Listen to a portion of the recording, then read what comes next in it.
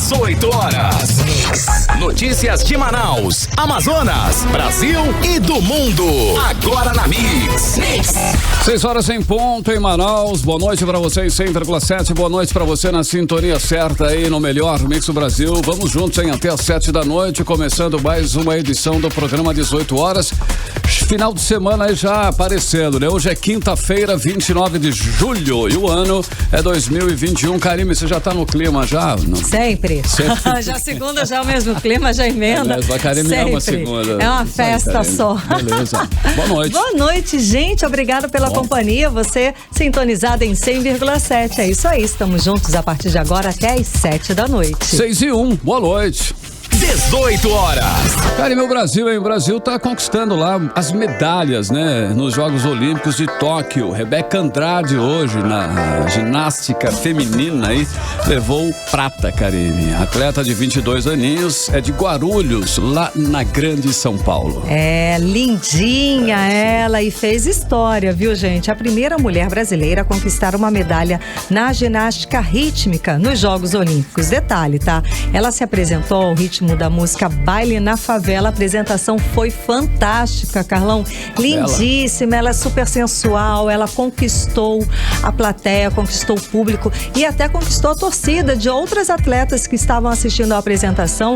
E a marca dessa lindinha é o sorriso. O sorriso dela é uma marca linda, ela é muito cativante. Verdade, é mais uma história de superação também, né, Karine? Sem dúvida que ela teve. Ela também passou por cirurgias. Enfim, foi mesmo. Bacana, Karime, bacana, né? Teve também aí mais medalha, né? A Mayra Guiar levou o bronze no judô e essa é a terceira medalha olímpica da judoca. Ela conquistou o bronze nos Jogos de Londres em 2021 e levou outro bronze em 2016 no Rio de Janeiro. Exato. Bom, Carlão, no total, tá? O Brasil está na 17ª colocação com o total de uma medalha de ouro, 3 de prata, 3 de bronze, 7 medalhas ao todo. E hoje é importante falar também, foi um dia bacana, Tem muitas flores, muitas conquistas, mas estamos numa pandemia e hoje teve protesto lá em Tóquio contra os Jogos. A população foi para as ruas pedir o fim dos Jogos Olímpicos por causa da Covid. Gente, os números são assustadores mesmo, tá? Só hoje foram registrados quase 3.900 casos. É o maior número desde o início da pandemia. E a Associação de Médicos teme o colapso nos hospitais, o que a gente passou aqui no estado do Amazonas no início deste ano, né, Carlão? O assunto é muito sério. Inclusive a população, ela já estava, né, ressabiada, ela já estava com o pé atrás com relação aí a esses Jogos Olímpicos, a realização. Já estavam não querendo que isso acontecesse. Sem dúvida, Carlão, foi sim, porque na noite da cerimônia de abertura dos Jogos, com toda aquela, né, toda a festa, os fogos, tudo muito bonito, do lado de fora a gente pôde escutar os protestos da população durante um minuto de silêncio que foi feito em respeito às vítimas da Covid no mundo. Foi feito esse minuto de silêncio. Durante esse minuto de silêncio, a gente pôde ouvir sim os protestos do lado de fora do estádio da população pedindo o cancelamento desses Jogos Olímpicos por conta da pandemia. De fato, a situação é séria e continua séria, grave. 6:04 em Manaus. Boa noite. 18 horas. Vamos agora aos destaques de hoje do 18 horas. Crise na segurança do Amazonas. Agora a polícia é acusada de disparar e matar Gabriel Santos Lima, uma criança de apenas 12 anos no município de Iranduba. O Ministério Público cobra do governo do estado informações sobre a instalação do programa milionário Amazonas Mais Seguro, que foi promessa de campanha de Wilson Lima. Bom, e a tal friagem chegou aqui no Amazonas, mas passou longe da capital, passou longe de Manaus. Só atingiu o sul do estado. Nesta madrugada, os municípios de Boca do Acre e Lábrea registraram queda brusca na temperatura. Agora são 6:04. Essas e outras notícias, os principais destaques do dia, você confere a partir de agora. Vamos juntos com você até às 7 da noite, mais uma edição do programa 18 horas. Você está ouvindo 18 horas. Olha, a crise na segurança pública no Amazonas parece não ter fim, infelizmente. Depois do secretário de inteligência do governador Wilson Lima ter sido preso por usar a estrutura do estado para roubar ouro de garimpeiros, e de Manaus e várias cidades do interior terem sido alvos de ataques de facções criminosas que queimaram prédios públicos, ônibus e agências bancárias, agora a polícia é acusada de disparar e matar Gabriel Santos Lima, uma criança de apenas 12 anos, ao invadir a casa dele no município de Iranduba. E a morte do menino Gabriel Lima aconteceu no início da tarde desta terça-feira durante uma operação, e o fato revoltou a população de Iranduba. Segundo o IML, as causas médicas da morte foram anemia hemorrágica aguda, traumatismo torácico e agressão com arma de fogo. O corpo de Gabriel foi velado durante toda a manhã de hoje e, em seguida, familiares e vizinhos fizeram um protesto contra a violência policial. E em nota distribuída à imprensa, a Secretaria de Segurança diz que a equipe da polícia que estava atrás de um foragido foi recebida a bala e que por isso a polícia reagiu. O secretário Lois Marbonats determinou à Corregedoria Geral do Sistema de Segurança que seja aberto um inquérito para apurar responsabilidades. Em suma, em resumo disso tudo, o menino Gabriel, um estudante de 12 anos, foi vítima de balas perdidas durante uma suposta troca de tiros entre PMs e o padrasto do menino, do Gabriel, que é acusado, padrasto sim, acusado de guardar drogas. Essa tragédia é resultado de uma operação mal planejada. É isso, que não levou em consideração o número de pessoas que estavam no lugar, e isso resultou na morte de Gabriel, uma criança que tinha um sonho de ser um jogador de futebol profissional. Bom, isso é reflexo do caos instalado na segurança pública, que tem um comando acusado de proteger e apoiar uma milícia formada por policiais militares e civis e que atuaria dentro da estrutura da polícia.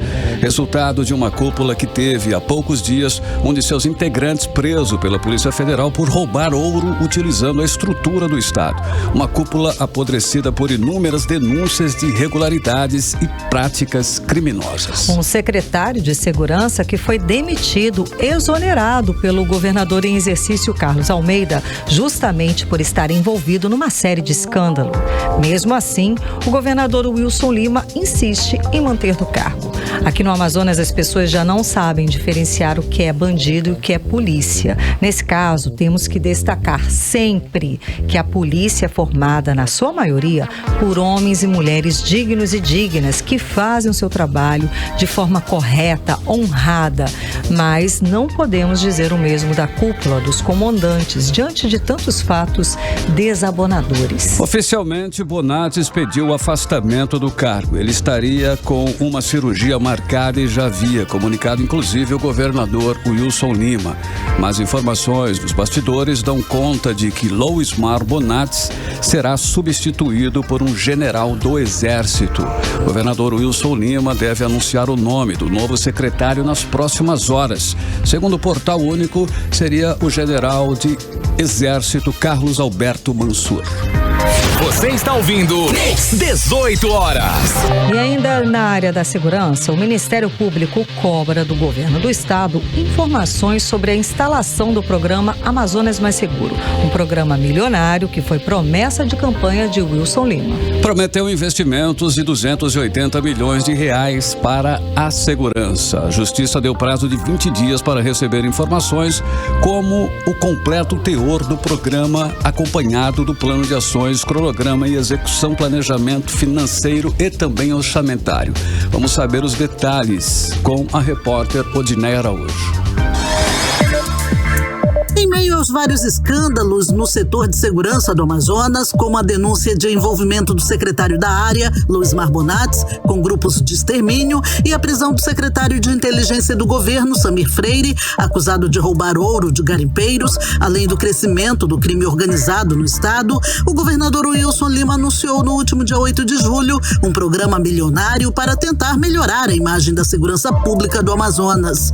Mas o programa Amazonas Mais Seguro, que promete investir investir 280 milhões de reais na segurança, já entrou na mira do Ministério Público do Amazonas. O programa promete investir esse valor na implantação de um sistema de câmeras inteligentes e em concurso público para a segurança. O Ministério Público deu início a um processo administrativo para fiscalizar a implementação do programa. A portaria de instauração foi publicada no Diário Oficial do Ministério Público de ontem pela promotora de justiça, especializada no controle externo da atividade policial e segurança pública, Marcélia Arruda.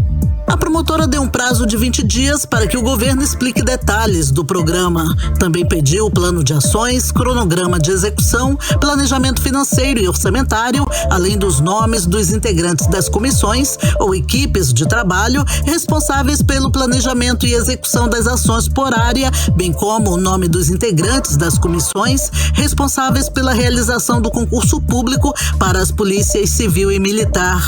O Ministério Público também quer ver documentos que comprovem ter sido feito um levantamento da necessidade das 2.500 vagas para a Polícia Militar, Corpo de Bombeiros, Polícia Civil e Secretaria de Segurança Pública. A promotora de Justiça Marcélia Arruda também pediu o projeto de construção do Complexo de Perícias do Amazonas, que contemplará o Instituto de Criminalística, o Instituto Médico Legal e o Instituto de Identificação. Ela entrou com uma ação civil pública para que a Justiça do Amazonas obrigue o governador Wilson Lima a reformar o Instituto de Criminalística do Estado, que está abandonado há tempos. No IML, além das péssimas condições estruturais, o Ministério Público detectou também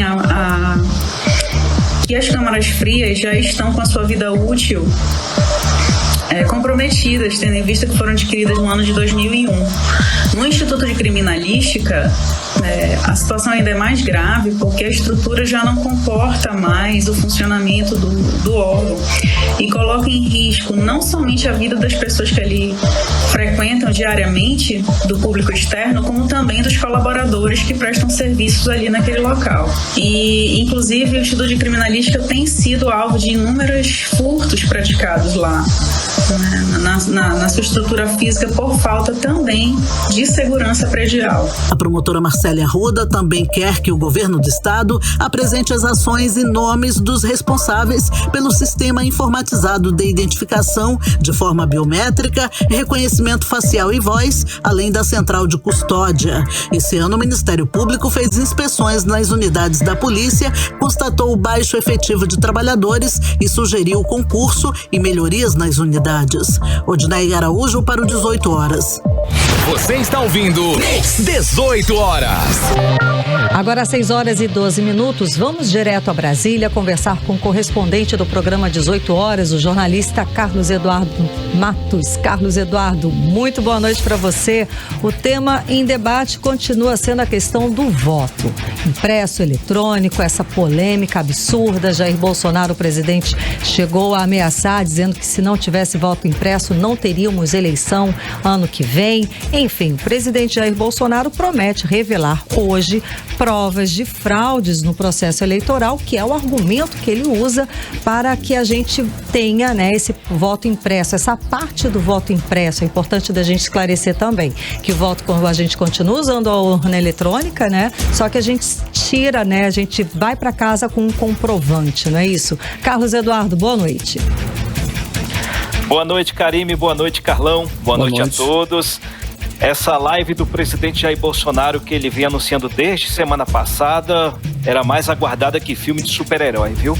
A essa altura, a Brasília inteira está ligada no celular e no laptop. Tá rolando a live dele aqui, eu estou acompanhando. Tá com quase 60 mil pessoas assistindo ao vivo. Eu não estou escutando, porque, claro, estou aqui com vocês, mas em breve, eu acho que amanhã a gente consegue falar, reportar aqui o que ele está dizendo, Mas ele disse, qual foi a promessa dele? Apresentar provas irrefutáveis que digam que houve fraude nas eleições de 2014 e de 2018. Estranho é que em 2018 ele saiu vitorioso no segundo turno com uma diferença considerável. Apesar dessa vitória, ele disse que houve manipulação dos votos e disse mais, que há brecha no sistema de segurança das urnas eletrônicas que garante essa brecha garante a manipulação dos resultados. Hoje ele falou mais sobre esse assunto, fez aquela chamada, convocou todo mundo para a live dele, meio que conclamando a população, os seus seguidores, para aderir a essa causa. Vamos ouvir o que ele disse. Geralmente, quem é o chefe do executivo é que busca uma maneira de burlar. E eu estou fazendo exatamente o contrário. Nós não queremos confusão em 2022. Queremos a certeza que o voto democrático será exercido por todos vocês. Sim. E quem está contra isso está contra a democracia. E eleições sob suspensão não são eleições. Aí a gente acompanhou a fala do presidente Jair Bolsonaro ainda falando sobre o voto, né? O impresso, o voto eletrônico e toda essa polêmica. Carlos Eduardo. Exatamente. E a gente vem falando nos dias anteriores que o problema não é a questão de propor o debate. O presidente não é o debate, é a forma como ele convoca a população, como ele chama a população para conversar sobre esse tema. É claro que a questão das eleições precisam ser discutidas, o parlamento também vem apoiando a forma, é como ele impõe esse debate. Ele diz sempre que se não houver o voto impresso e auditável, não vai haver eleições. E isso lhe agride não só as instituições democráticas, ele faz uma agressão à democracia, é importante dizer, porque todos nós, a geração anterior a mim sofreu bastante para que nós tivéssemos o direito de votar, ainda que eletronicamente. E como se não bastasse essa briga declarada com o TSE, o Tribunal Superior Eleitoral, o presidente também voltou a atacar o Supremo Tribunal Federal hoje. Só que dessa vez ele falou sobre a decisão do Supremo que deu autonomia aos estados e os municípios para tomarem as medidas de combate à pandemia da Covid-19. O presidente até hoje disse que o governo federal foi proibido pelo STF de agir por causa dessa decisão do Supremo. E por causa dessa decisão, o governo federal não conseguiu se unir aos estados e municípios para promover uma gestão mais unificada e acabou gerando essa crise. Ou seja, ele joga a culpa da crise sempre para os outros. E hoje ele disse que os ministros do STF cometeram crime ao tomar aquela decisão. Vamos ouvir quando ele disse isso lá no Puxadinho do Alvorada, no Palácio do Alvorada, hoje de manhã. Então, o Supremo, na verdade, cometeu um crime ao dizer que prefeitos e governadores, de forma indiscriminada, poderiam simplesmente suprimir todo e qualquer direito previsto no inciso 5º da Constituição, inclusive o ir e vir. Mais que sai de sítio. Que sai de sítio, se eu decretar, ele só entra em vigor depois que o Congresso aprovar. E se tiver problema, eu respondo.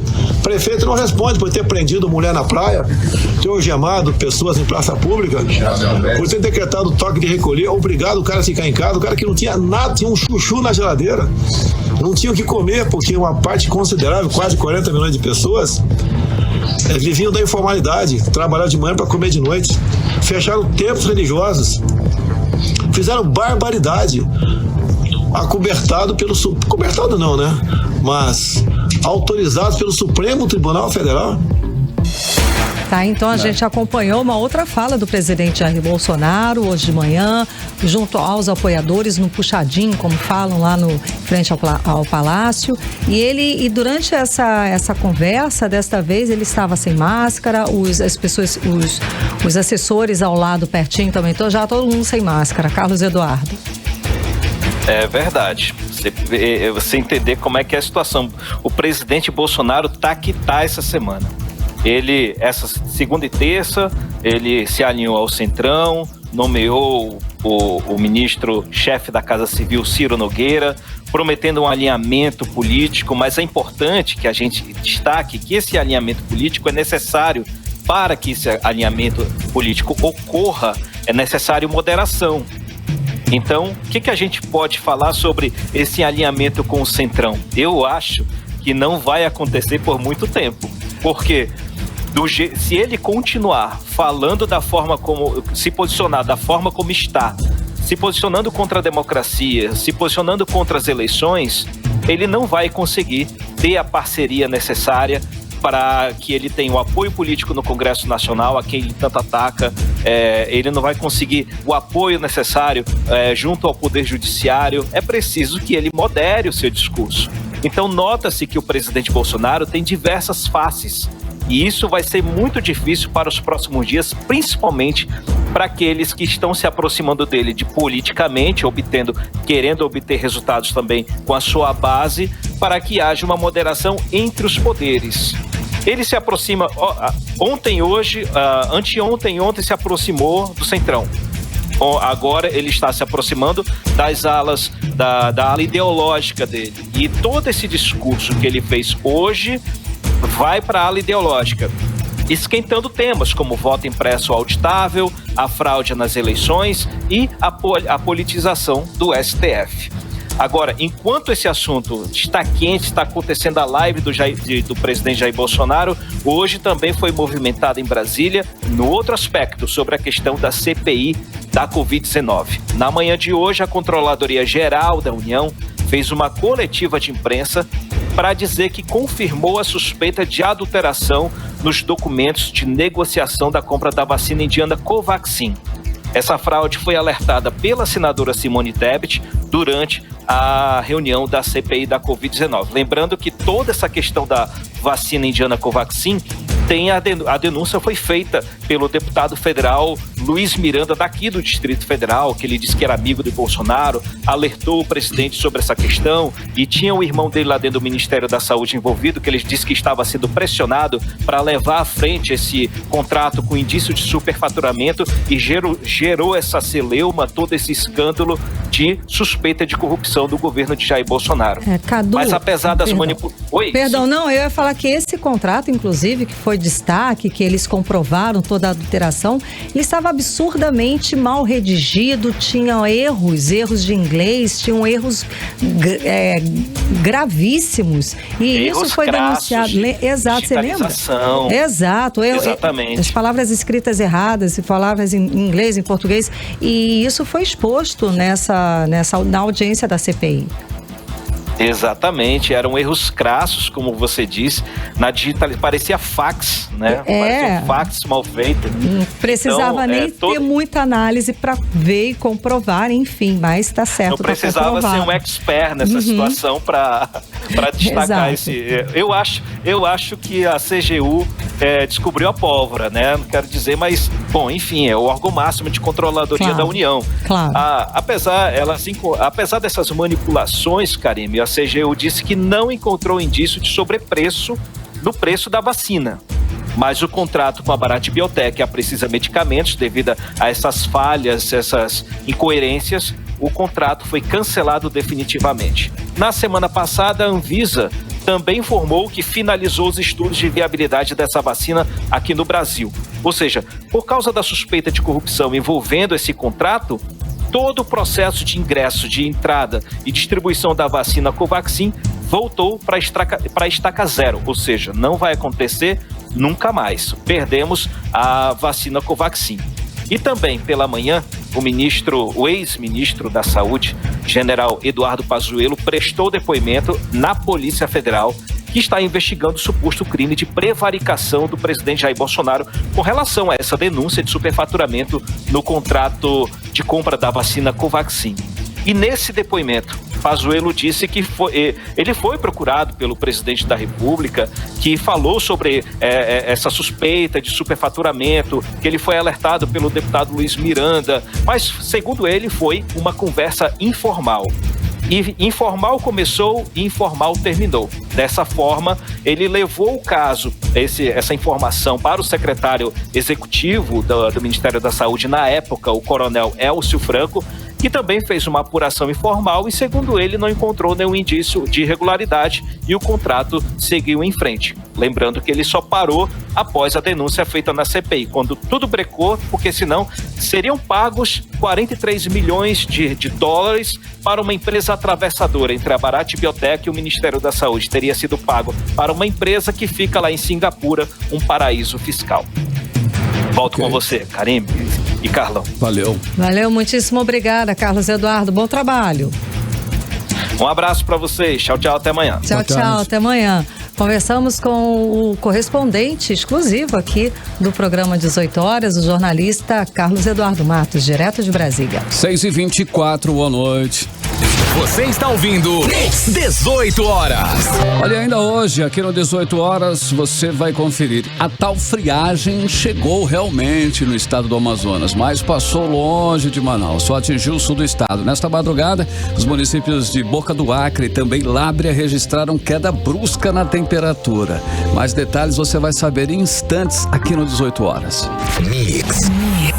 Agora nós vamos saber a previsão do tempo e temperatura para esta noite de quinta-feira e também aí a madrugada de sexta-feira. Tempo e temperatura com Karime Leão. Previsão do tempo. Segundo informações do Climatempo, a previsão é de pancadas de chuva durante a noite e a madrugada. A mínima prevista é de 26 graus, a máxima pode chegar a 32 graus. As chances de chuva são de 90% e a umidade relativa do ar fica entre 31% e 59%. 6h30, boa noite. E o Rio Negro baixou mais 6 centímetros de ontem para hoje, registrou na manhã desta quinta-feira a marca de 29 metros e 2 centímetros, exatamente 1 metro a menos que o recorde atingido dia 16 de junho passado, que foi de 30 metros e 2 centímetros. 18 horas. Pois é, e a tal friagem chegou sim aqui no Amazonas, mas passou longe de Manaus, passou gente. Longe, né? Hoje foi quente. Oxi, quente. E como, né? Gente, só atingiu lá no sul do estado, tá? Nesta madrugada, os municípios de Boca do Acre e Lábrea registraram queda brusca na temperatura. Karime, lá no sul do país mesmo, em Gramado, inclusive, caiu até neve. Né? Foram imagens lindíssimas que a gente viu por aí. Frente fria mesmo. Karime, eu até separei, inclusive, um moletom, né? Me preparando. Tu jura? Eu fiquei esperando, mas não chegou. Mas em Boca do Acre, como você falou, a temperatura caiu, atingiu os 15 graus. Vamos conferir mais detalhes agora na reportagem de Ananda Chama. O fenômeno conhecido como friagem atinge as regiões sul e sudeste do país, centro-oeste e já chegou no sudeste da Amazônia. Segundo informações do Climatempo, o município de Boca do Acre registrou 15 graus durante essa madrugada e o município de Lábrea registrou 17 graus. Segundo a meteorologista do Climatempo, Karime Gama, ainda nesta quinta e sexta-feira, a atuação de uma massa de ar polar despenca as temperaturas na região sul do país. Esse sistema consegue mudar a direção dos ventos e provocar friagem em partes da região norte. Karime Gama também fala como o sul do Amazonas sentirá as consequências dessa friagem e ressalva que as áreas do centro e do norte do Amazonas não sentirão o efeito da massa de ar polar. Para o sul do Amazonas, sentiremos ainda mais a consequência desta massa de ar polar. A temperatura mínima diminui entre a noite desta quinta-feira e a madrugada e manhã da sexta-feira. Para Boca do Acre, a temperatura mínima ficará em torno de 14 graus. Máxima também em queda, chega aos 27 graus no período da tarde. Em Lábrea, a temperatura mínima de 16 e máxima de 28. Nas áreas do centro e norte do estado do Amazonas, já não sentiremos o efeito desta massa de ar polar. O tempo continua instável, com sol entre nuvens e pancadas rápidas de chuva. Temperaturas bem parecidas com o início desta semana. Mínima de 24 e máxima de 29 para Manaus durante esta sexta-feira e chega até os 30 graus na tarde do sábado. Ananda Chama para o 18 horas. 18 horas. E depois da marca de 100 mil mortes por Covid na Panamazônica, Redes Eclesial da região lança em agosto campanha por vacina.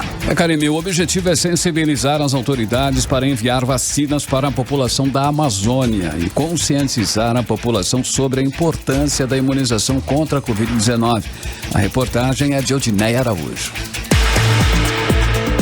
O número de mortos pela pandemia da Covid-19 na região Panamazônia chegou essa semana à marca de 100 mil, além de mais de 3 milhões e 500 mil infectados. A região inclui áreas de países como o Brasil, a Bolívia, Colômbia, Equador, Guiana, Guiana Francesa, Peru, Suriname e a Venezuela. Os números foram levantados pela Repam, a Rede Eclesial Panamazônica, e divulgados pelo Vaticano. A entidade ligada à Igreja Católica diz que os dados dados se referem aos números oficiais, mas não se pode ignorar a existência de subnotificação de casos em todos os 9 países, o que aumentaria esses números. A situação, de acordo com o assessor de imprensa da Repam, Padre Júlio Caldeira, ao mesmo tempo em que causa profunda tristeza, une as pessoas em um clamor único para que a vacina chegue a todos os povos da Amazônia. Por esse motivo, a Repam promove em agosto uma campanha voltada às autoridades para enviarem mais doses e à população para se vacinar, conforme explica o Padre Júlio Caldeira. Essa campanha nasce num momento muito dramático de tantos que vivemos nesses 16 meses da pandemia. Então a gente quer fazer memória dessas milhares de vítimas do coronavírus e, por outro lado, também, como já dizia sempre anteriormente, né? A necessidade de conscientizar em 2 dimensões.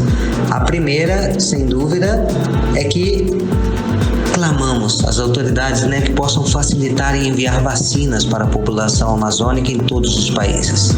É muito pequena a população que está sendo vacinada, se tem avançado no Brasil em alguns aspectos, mas em outros países está uma situação mais complicada.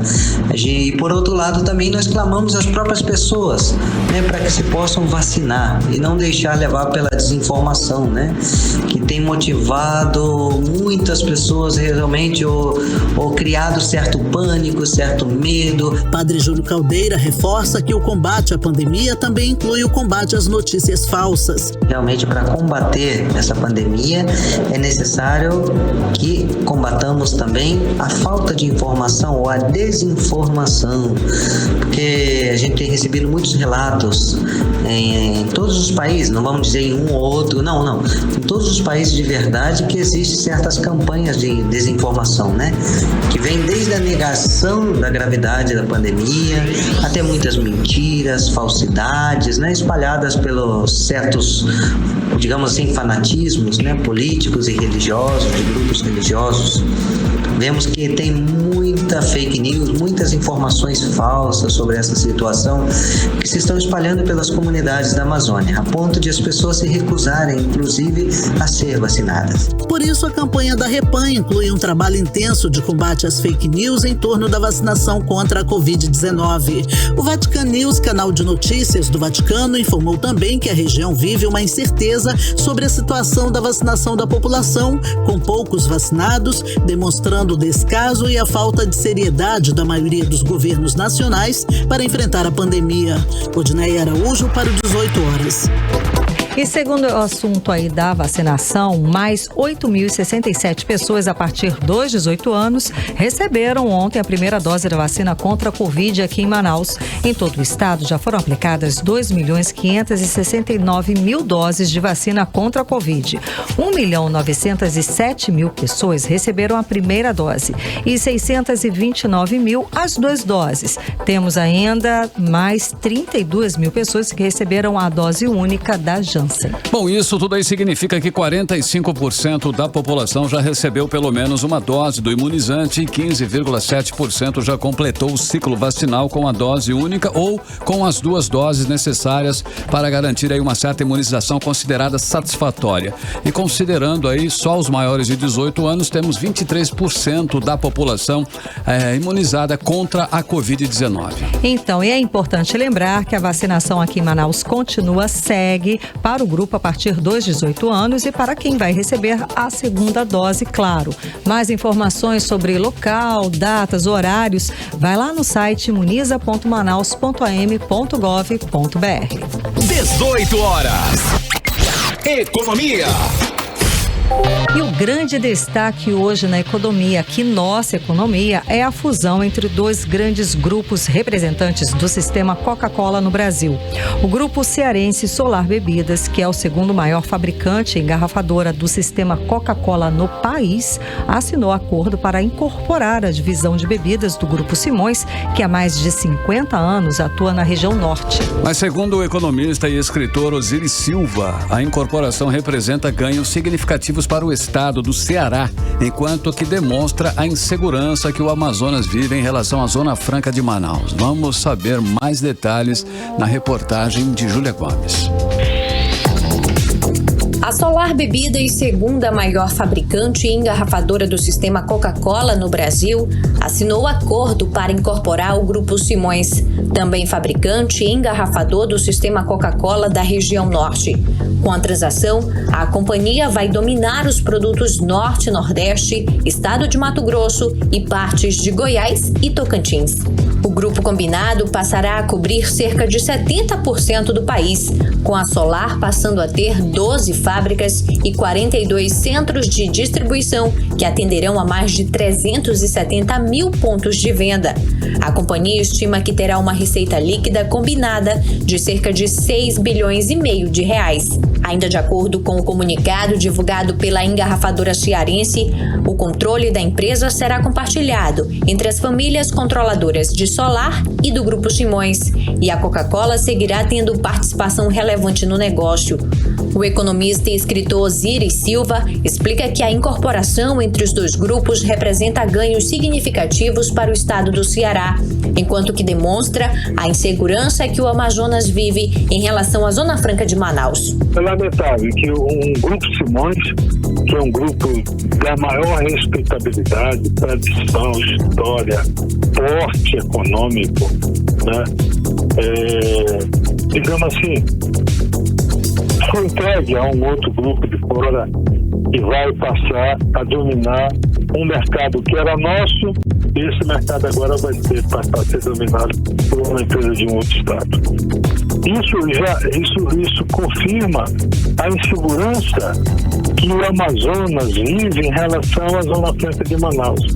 Nesse sentido, a Zona Franca de Manaus não beneficia o estado do Amazonas, porque nós não consolidamos posições de grupos empresariais nossos. Nossos grupos empresariais hoje eles estão sentados aonde? No comércio. O economista lembra ainda que quando uma empresa deixa o mercado local, a economia fica ainda mais fragilizada. Quando sai uma empresa, quando nos deixa uma empresa nossa, essencialmente amazonense, a preocupação é muito maior. Então, quer dizer, não é que vai haver perda para o Estado. Isso não vai. Pode até haver ganho, porque o grupo pode crescer muito mais e as arrecadações podem crescer ainda mais. Não sei, é uma coisa que só o tempo que vai definir. Né? Mas a gente fica mais distante ainda das decisões, né, do comando dos negócios da nossa economia. Isso que é o mais lamentável. Júlia Gomes para o 18 horas. 18 horas. E nesta quinta-feira, casas da Avenida Sávio Belota, na zona norte de Manaus, foram invadidas por água e lama. É que uma adutora da empresa Águas de Manaus se rompeu lá na avenida e a concessionária, ela informou que os bairros Águas Claras, Núcleo 15, Núcleo 16, Núcleo 2, Núcleo 3, Núcleo 4, Novo Aleixo 2, Parque das Garças, Novo Aleixo 1, Mutirão e São José dos Campos, todos na Zona Norte, estão sendo impactados com abastecimento de água, tá? Após o rompimento desta rede de água de 500 milímetros. Karime, a concessionária informou, inclusive, que está realizando aí uma força-tarefa para limpar as casas atingidas e a previsão aí é que o abastecimento seja normalizado ainda esta noite. 18 horas. E em instantes, aqui no 18 horas, em 10 anos, empregos e comércios crescem no Amazonas, mas a participação da Receita do Estado diminuiu. Os dados são da pesquisa anual do comércio de 2019. Você vai conhecer os detalhes desta pesquisa daqui a pouco, logo depois da playlist. Mix. Vamos agora conferir a previsão do tempo para amanhã, né, Karime? Amanhã é sexta-feira, começando já o final de semana aí. Vamos saber se vai chover. Será que vai fazer frio amanhã, Karime Leão? Tempo e temperatura com Karime Leão. Previsão do tempo. Carlão ainda tá na esperança daquela frente fria, que essa frente fria chegue aqui na cidade de Manaus. Não, Carlão, acho que já foi, tá? Não passou longe. Já passou. A previsão amanhã, segundo informações do Clima Tempo, é de sol com muitas nuvens durante o dia, períodos de nublado com chuva a qualquer hora. A mínima prevista é de 25 graus, a máxima não deve passar dos 29 graus, tá? As chances de chuva são de 90% e a umidade relativa do ar fica entre 39% e 68%. 6h48, boa noite. 18 horas. Economia. Bom, vamos agora aos indicadores econômicos desta quinta-feira. O dólar fechou o dia em queda, fechou em menos 0,60%, cotado agora a R$ 5,07. O euro também fechou o dia em baixa, com menos 0,25%, cotado agora a R$ 6,03. E o Bitcoin também fechou em queda, com menos 0,99%, cotado a R$ 203.567. Agora, uma boa notícia de recuperação econômica aqui no Brasil. No primeiro semestre deste ano, foram gerados 1.500.000 empregos com carteira assinada.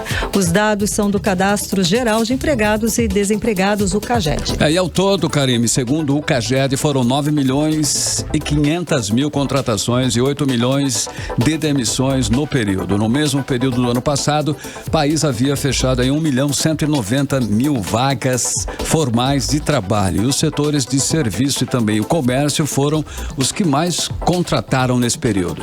E pelo terceiro trimestre consecutivo, o Polo Industrial de Manaus sente os efeitos negativos da pandemia. A falta de matéria-prima afeta as empresas instaladas aqui na Zona Franca. Entre os motivos que afetam a capacidade produtiva da indústria local estão a maior demanda por componentes eletrônicos e a alta nos custos logísticos. Vamos saber mais detalhes com Júlia Gomes.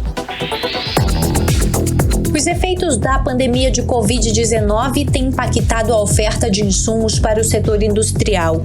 A falta e o alto custo de matérias-primas têm sido o principal problema de quase 64% da indústria, segundo a pesquisa Sondagem Industrial da Confederação Nacional da Indústria, feita no mês passado e divulgada agora. Realidade também presente nas empresas instaladas no Polo Industrial de Manaus.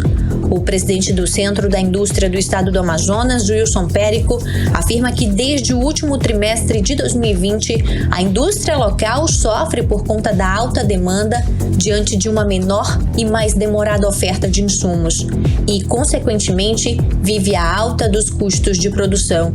Wilson Périco explica que são 3 os motivos para essa crise de suprimentos: aceleração no ritmo de produção, maior demanda por componentes eletrônicos e a alta nos custos logísticos. O mundo todo retomou a atividade. As indústrias que produzem esses componentes eletrônicos, por exemplo, estão tendo que acelerar o seu ritmo para poder atender essa demanda que veio num curto prazo, todo mundo querendo atender os pedidos que estão colocados, né, foram se acumulando, então isso aconteceu em toda a cadeia. Somado a isso, na questão dos eletrônicos, nós temos assistido um aumento grande na produção de carros elétricos que demandam componentes eletrônicos também, coisa que não era comum antes do momento da pandemia, ou seja, também se acumula essa demanda. E no nosso caso em particular, nós temos questões logísticas também. A quantidade de navios hoje em circulação, ela tem sido destinada em boa parte para atender a América do Norte, e tudo isso tem acarretado numa demora maior para a chegada de insumos, consequentemente afetando a capacidade das indústrias. De acordo com uma publicação da Federação das Indústrias do Estado do Amazonas, a FIAM, era de se esperar que a indústria nacional e local esbarrassem no agravamento da quebra global de suprimentos, especialmente do mercado asiático. O setor de componentes eletroeletrônicos e de duas rodas no Polo Industrial de Manaus, por exemplo, viram um movimento de retração em março e, recentemente, o agravamento da escassez dos insumos industriais em junho, que em determinadas plantas chegou aos 80%. Ainda segundo a FIAM, está faltando papelão para as embalagens e insumos plásticos para movimentar a rotina produtiva. Júlia Gomes para o 18 horas. Bom, em 10 anos, empregos e comércios cresceram no Amazonas, mas a participação da receita do estado diminuiu. Os dados são da pesquisa anual do comércio 2019, divulgada nesta quinta-feira pelo IBGE. A pesquisa mostra que a receita bruta de revenda do Amazonas perdeu 6,9 pontos percentuais de participação na região norte em 10 anos. Vamos entender melhor os dados desta pesquisa agora na reportagem de Ananda Chama. Hoje, o Instituto Brasileiro de Geografia e Estatística, IBGE, divulgou dados da Pesquisa Anual do Comércio de 2019 e mostra que em 10 anos, a receita bruta de revenda do Amazonas perdeu 6,9 pontos percentuais de participação na região norte. Em 2010, a participação era de 31,7% e em 2019 foi de 24,8%.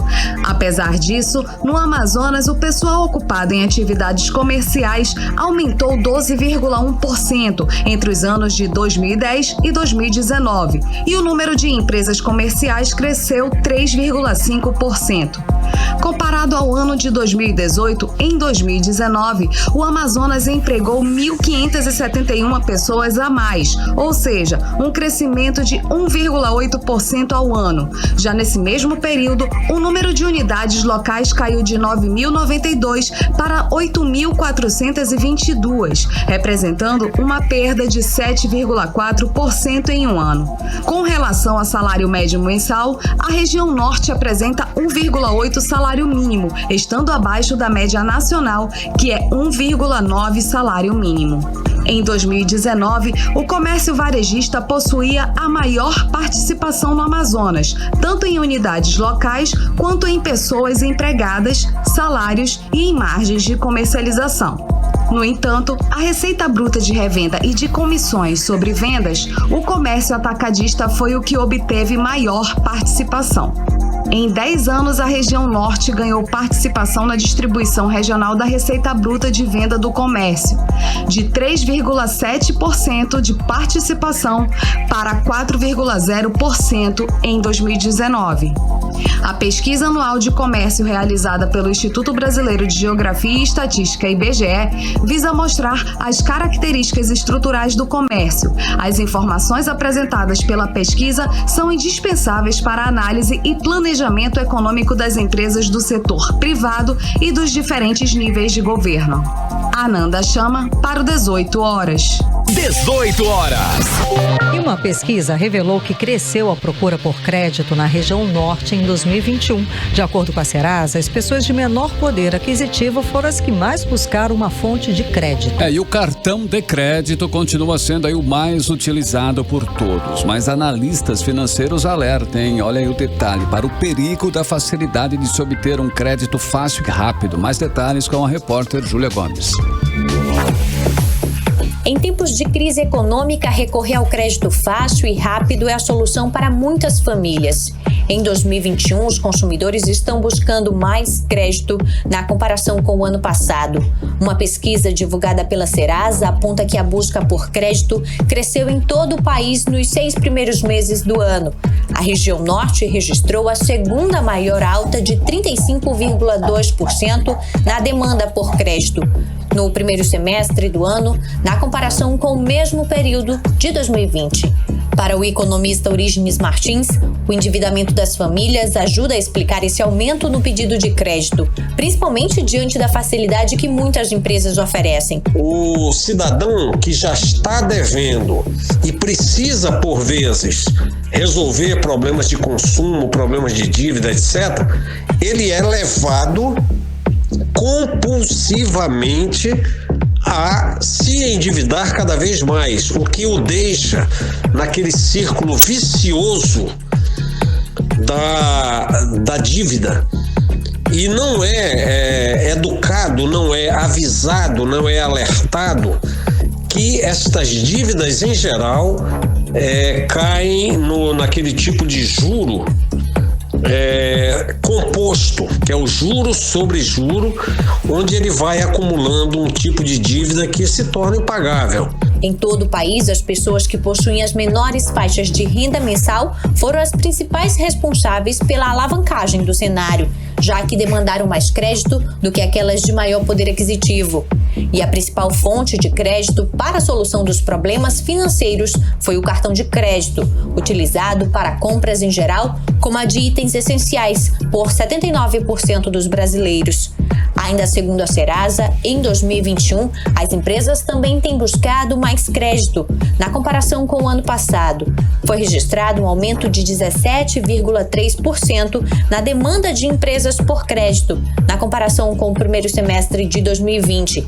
Para o economista e consultor Marcos Evangelista, as empresas, a cada mês que passa, aumentam a demanda pelo crédito. Porém, o que se tem percebido é que em 2021, a procura está muito maior que em 2020, uma vez que as empresas precisam de capital de giro para repor os seus estoques. Já que a gente está vindo de um momento onde nós tivemos uma retração muito grande, a operação de crédito vem justamente resolver essa falta de dinheiro dentro do caixa da empresa. Em contrapartida, muitas vezes os pleitos não são atendidos porque as empresas estão negativadas. E a análise de crédito ela tem sido assim bastante rigorosa e a gente tem percebido que muitas empresas, até mesmo através das linhas emergenciais, não estão conseguindo o acesso ao crédito. Dinheiro tem, porém, as empresas não estão enquadradas na qualidade que o banco exige para liberar o crédito. Segundo analistas financeiros, o crédito é um instrumento de promoção do crescimento econômico. É assim que funciona nas economias desenvolvidas, onde a moeda é estável e o juro é baixo. No Brasil, o crédito, infelizmente, é um instrumento que pode chegar a ser um estrangulador da economia, dos negócios e das famílias, por causa das condições de crédito no país. Júlia Gomes para o 18 horas. 18 horas. 6h59 e agora nós vamos atualizar os números da Covid-19 aqui no Amazonas e do Brasil com Karime Leão. E o boletim diário Covid-19 informa o diagnóstico de 568 novos casos da doença, totalizando para 415.846 o total de diagnósticos positivos para a Covid-19 aqui no estado do Amazonas. E ainda de acordo com o boletim, foram confirmadas 7 mortes por Covid-19, elevando para 13.515 mortes aqui no estado. E no Brasil, de acordo com informações do Ministério da Saúde, o país totaliza hoje 19.800.000 pessoas com diagnóstico positivo para a Covid, com 553.000 mortes. O país também soma 17.700.000 pessoas recuperadas da doença. Agora, 7 horas em ponto, seguimos direto para o editorial 18 horas. Editorial 18 horas. O ministro da Saúde, Marcelo Queiroga, fez um apelo para a população tomar a segunda dose de vacina contra a Covid-19. Ele reforçou a importância da vacinação contra a doença e pediu para que os brasileiros com a segunda dose em atraso busquem os postos de vacinação. Só assim a imunização estará completa. A previsão do governo federal é que até dezembro deste ano a população brasileira deva estar imunizada contra a Covid-19. A vacina, como vimos dizendo por aqui há algum tempo, é a melhor saída. Com a vacinação houve uma queda grande no número de mortes, mas é bom lembrar também que as medidas como o uso de máscaras e o distanciamento continuam sendo importantes. O motivo? Elas impedem a transmissão do vírus e o crescimento no número de casos. Tudo parece muito simples de fazer, mas ainda tem gente que não quer acreditar. O mundo e o Brasil junto, é claro, vai vencer a epidemia, mas é sempre bom lembrar que ela ainda existe e que todos precisam colaborar. 18 horas. 7-1, Karime. Boa noite. Uma última informação. Um incêndio atinge galpão da Cinemateca Brasileira lá em São Paulo. O local serve de depósito de cópias de filmes e arquivos de documentos. Boa noite, gente. Até amanhã. Até amanhã, a partir das 6 da tarde, de volta com você aqui no Melhor Mix do Brasil.